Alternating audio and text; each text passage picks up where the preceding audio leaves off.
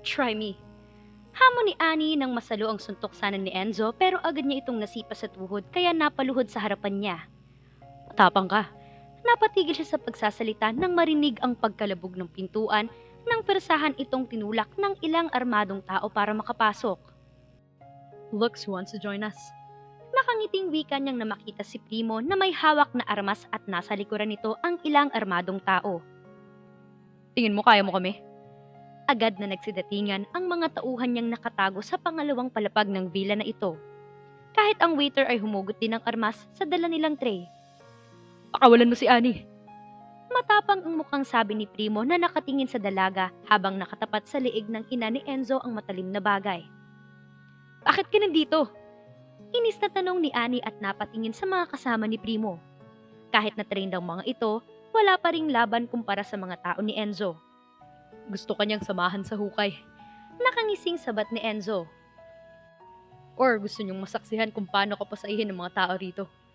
Pakawalan mo si Annie at tayo magtutuos. Utos ni Primo nakatutok ang armas kay Enzo. What if ayaw ko? Malakas sa sagot ni Enzo sabay tutok ng armas sa dalaga. Ano? Mag-feeling hero ka? O baka gusto mo nang sumunod sa tunay mong mga magulang? Tumahimik ka kung ayaw mong isunod ko ang mga magulang mo. Mas tiniinan niya ang pagtutok ng armas sa liig ni Erin. Pag-usapan natin to. Pakiusap ni Erin. Matapang ka bata. Sabat ni Marcelo na ama ni Enzo. Wala kang pinagkaiba sa ama mong puro lang salita kaya unang nawala. Huwag mong ipaalala mga magulang ko dahil alam kong kayong dahilan ng pagkawala nila. Nanginginig ang mga kamay na sabi ni Primo. Pabida mga magulang mo. Gustong maging kanang kamay ng leader namin kaya inunahan ko na. Sabi ni Marcelo at humahalakhak. Kinuha niya ang sigarilyo saka nagsindi. Kahit ang leader ay walang tiwala sa akin, kaya ayun, tinapos ko na rin buhay niya. Oo, akong dahilan ng pagkawala ng leader, kaya kung sino man lumalaban sa akin o maharang sa daan ko, itinatapos ko. Hindi ka bagay sa pamumuno ng grupo na to. Sabat ni Annie, dahil hindi ito tinayo para sa miyembrong masasamang ugali. Bakit hindi na lang kaya tayo magharap? Tanong ni Enzo. Pakawalan mo si Annie. O mamama alam ka na sa iyong ina. Son, natatarantang sabi ni Erin nang maramdamang paunti-unting nasasaktan dahil sa matilis na bagay sa liig niya. Kaunting galaw at pagkakamali lang ay mawawala na siya. Please anak, save me. Save mo raw mami mo. Pulong ni Annie. Tumigil kang babae ka. Nagulat pa si Enzo nang bigla siyang siniko ng dalaga at mabilis na naagaw ang armas at itinutok sa kanya. Ikaw ang tumahimik. Tama ng drama. Saway ng ama ni Enzo sabay taas ng kamay ng dokumento. Bago pa matapos ito, magpirma ka na nito Enzo na maging legal ng pagiging pinuno mo sa grupo. Legal? Ani ni Annie at malakas na tumawa. Really? Paano ninyo mapapalitan ibuhay pang leader ninyo? Ano ba pinagsasabi mo? Tanong ni Marcelo pero sa kanya itinutok ni Annie ang armas. Ang lakas ng loob mo para tapusin ang kanang kamay ng leader ninyo at ipatapos siya. Sabi ni Annie at pinaputok ang armas sa tuhod ni Enzo kaya napalahod ito. How dare you? Kinuha ni Marcelo ang armas ng katabi at pinaputok kay Annie pero mabilis na nahatak ng dalaga si Enzo sabay harang ng katawan dito. Dad, mahinang wika ni Enzo habang nakatingin sa ama na hawak ang armas. Bago pa ito nakakilos ay naagaw ni Jason ng armas. Enzo! Malakas na sigaw ni Erin pero hindi makapunta sa anak dahil sa pagkakahawak sa kanya ni Primo. Anak! Jason, akin na yan! Sabi ni Marcelo pero hindi kumilos si Jason. Kayo, tapusin niyo na sila. Tama ng gulo. Sabi ng lalaking nakamaskara na nakasuot ng itim na kapa kagaya ng palagi nitong sinusuot. Master, sabi ng mga miyembro ng Lion Phoenix sa kayumuko dito. Paanong? I'm still alive. Sabi nito. No, fake ka. People don't believe him. Sabi ni Marcelo sa mga miyembro.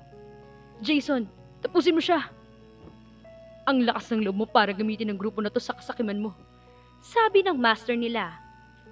And how dare you to bully my daughter? Lahat sila ay natahimik nang tanggalin nito ang maskara.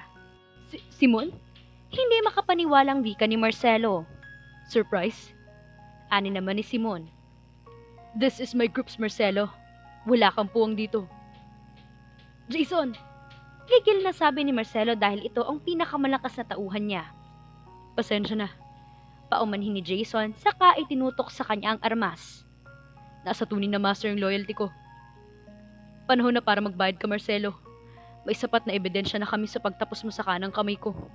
Sabi ni Simon at napatingin kay Primo na hindi makapaniwala sa nasaksihan. Sa wakas, matutuldukan ng kasakiman mo at bukas na bukas, lahat ng kayamanan mo ay mawawala sa iyo. Pati pangalan mo at ng pamilya mo ay mawawala sa listahan ng industriya, lalo na sa underground world. Hindi pwede. Saad ni Marcelo na tila mahibang sa katotohanan. Napatingin siya sa asawang napaluhod din. Enzo? Anak? Wika niya sa anak na hindi na humihinga. Ikaw ang pumaslang sa sarili mong anak. Wika ni Simon na napatingin kay Enzo. Kunin niyo sila ng mahatulan. Utos naman ni Simon. Master, isuko ba natin sila sa pulis?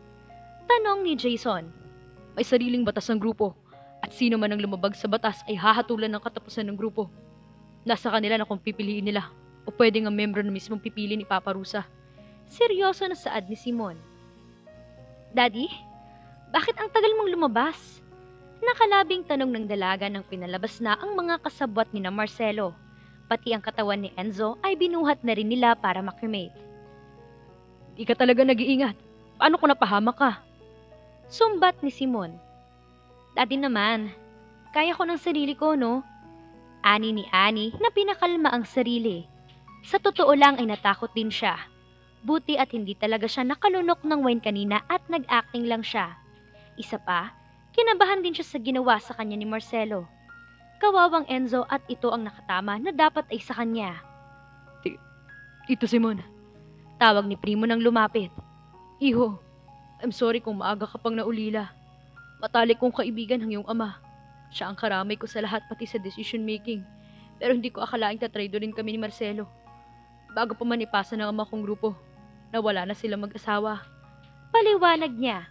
Isang oras bagong official announcement na akong papalit kay Daddy ay nabalitaan ko na aksidente sila. Kaya tinago kong katauhan ko sa maskarang ito.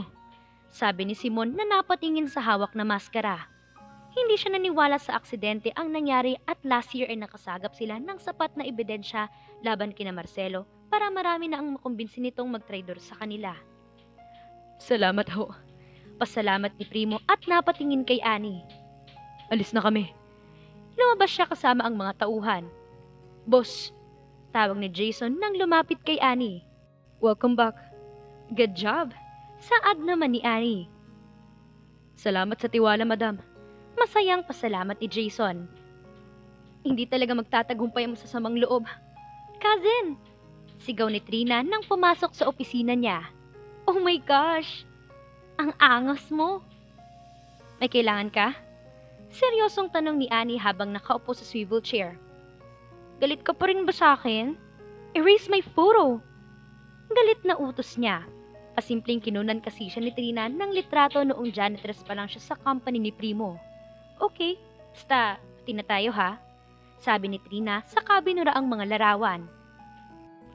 Natatawa ka pa sa nangyari sa akin? Hindi ha. Ang cute mo kasi nun kaya kinunan kita ng litrato. Tumigil ka na nga. Ba't nandito ka? Wala ka bang ginagawa sa opisina mo? Tanong ng dalaga. Bored ako dahil wala naman ako kausap maliban sa sekretary ko. Subukan mo makipag-usap sa mga empleyado mo. Ayoko. Naiilang din sila sa akin kaya minsan lang ako nakikita. To be honest, hindi ko kilala nasa 70% ng employees ko. Anong klaseng boss ka? Alam mo namang ayaw ko makipag-socialize, no? Si Mami at Grandma lang mahilig makipag-usap sa kanila. Sabi ni Trina. At yung kapatid mo? Huwag mong tanongin ang kapatid kong yun. Busy sa mga babae niya. Like her dad. Ani ni Ani. Uy, hindi naman playboy si Daddy. Really? Bulalas ni Ani. Never mind. By the way, nakapag-usap na ba kayo ni Kuya Primo?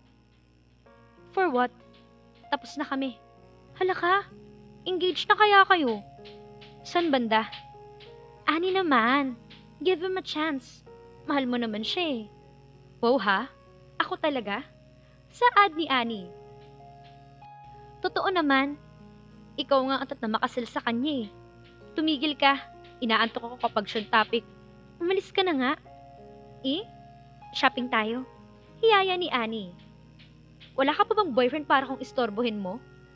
Oh gosh, sakit sa bangs ng lalaki, di ko sila kailangan no. Madam, sabi ni Jason nang pumasok. Nasa labas ho siya. Sinong siya? Boyfriend mo. Sagot ni Jason. Ah, kaya naman pala. Sige na. Bye. Paalam ni Trina saka mabilis na lumabas. Papasukin ko ba? Hindi na kailangan. Inis na sagot ng dalaga nang makitang nakapasok na si Primo. Sige po ma'am.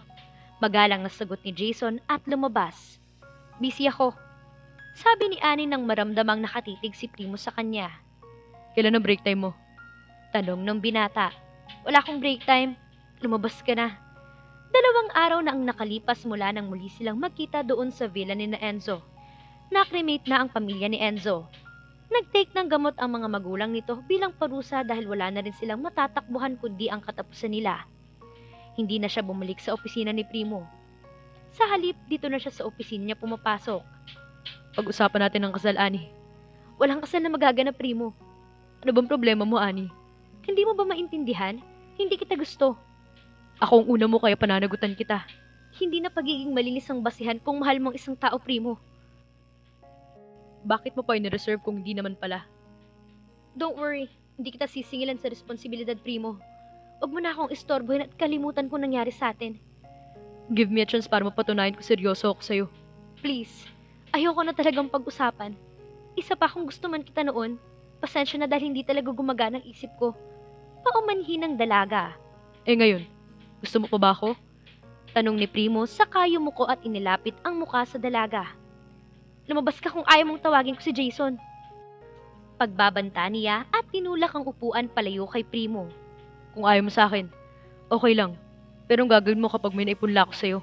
Tanong ni Primo na ikinagulat ng dalaga kaya ngumiti siya nang makita ang reaksyon ni Annie. Di na bale. Malalaman din naman natin sa mga susunod na araw. Tingin mo buntis ako? Tingnan natin. Wala tayong ginamit na protection, kaya baka may baby na tayo. Gusto mo ba talaga ako o naglalaro ka lang, Primo? Mahal ko kayo. Sagot ni Primo at tumalikod. Sinong kayo? Si Dayan ba? Ano ba, Annie? Inis na sagot ng binata. Kayo ng baby ko. Pagtatama niya. Hindi ako buntis. Malalaman natin next week. Sagot ni Primo saka lumabas. Am I pregnant? Kinakabahang tanong ni Annie sabay himas sa tiyan. Nabuo ang Lion Phoenix dahil sa maling pamamalakad ng dati nilang leader. Dating member ng Tiger Jade ang ama ko pero dahil nalaman niyang maling ginagawa ng grupo nila, isipan niyang kumulas at magpatayo ng bagong grupo sa Japan kasama ang iba pang kagrupo mula sa Tiger Jade. Paliwanag ni Simon. Layunin nila lang pamatiling kapayapaan sa business world at tulungan ng maliit na negosyante. Pero sadyang may masama nga siguro talagang miyembro sa bawat grupo. Pero, nabuwag ang Tiger Jade Group. Sabi ni Primo, matagal na. Sabi ni Simon at naglagay ng alak sa baso at ibinigay kay Primo. Napakaswerte ng mga magulang mo dahil naiganti mo at nabigyan ng hustisya. Salamat ho sa tulong. Pasalamat ng binata kahit hindi niya akalain na ito pala ang master ng Lion Phoenix. Responsibilidad ko yun. Isa pa, patalik kong kaibigan ng iyong ama. Matagal na katahimikan ang namayani sa kanila. Pareho silang nakatingin sa mga nagpa-party ng mga bisita. Nasa ikalawang palapag sila ng rest house at kita mula sa silid na kinaroroonan nila ang mga bisitang nasa gilid ng pool. Si Annie ho. Pagbasag ni Primo ng katahimikan, sabay inom ng alak. Seryoso ako sa relasyon namin at wala akong balak na lukohin siya. Mahirap diktahan ang anak ko. Gusto ko pong matuloy ang kasal namin, Tito Simon. Moderno ng panahon, Primo. Kung hindi kanya gusto, wala kaming magagawa na magulang dahil habang buhay na pananagutan ng kasal. Kahit sinong pakasalan niya hanggat masaya siya. Sabi ni Simon kahit na nakikita niya ang katapatan na sa mga mata ni Primo. Wala pa rin siyang karapatan manipulahin ang kaligayahan ng anak. It's okay po. I'll pursue her. Ngayon pa lang hinihingi ko ng kamay ng anak mo, Tito. Gaya ng sabi ko. Nasa kay Annie ang desisyon.